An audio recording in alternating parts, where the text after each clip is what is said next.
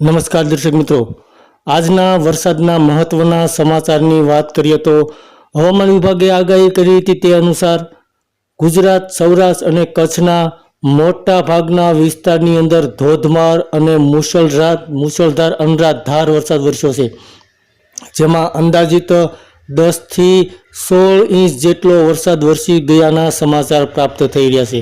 તો સૌથી વધારે વરસાદની વાત કરીએ તો સોરઠની ધરતી ઉપર વરસાદ મન મૂકીને વરસ્યા છે, જાણે આપ ફાટી હોય તેવી સ્થિતિ સર્જાઈ હતી, કારણ કે આ વિસ્તારની અંદર 16 ઇંચ જેટલો વરસાદ પડ્યો હતો।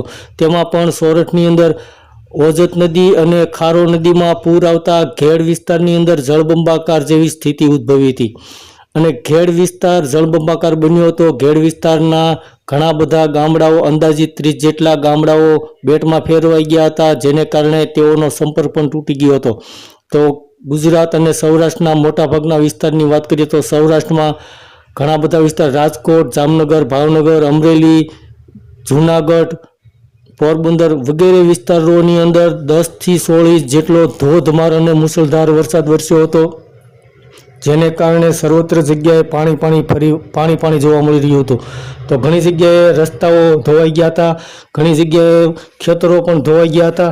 તો હાલમાં આ જે વરસાદ પડ્યો છે તેમાં ઘણું બધું નુકસાન થયું હોય તેવા સમાચાર પ્રાપ્ત થઈ રહ્યા છે, પરંતુ ખેતી લાયક વરસાદ સારો પડ્યો હોય તેવું અનુમાન લગાવવામાં આવી રહ્યું છે। ધન્યવાદ દર્શક મિત્રો।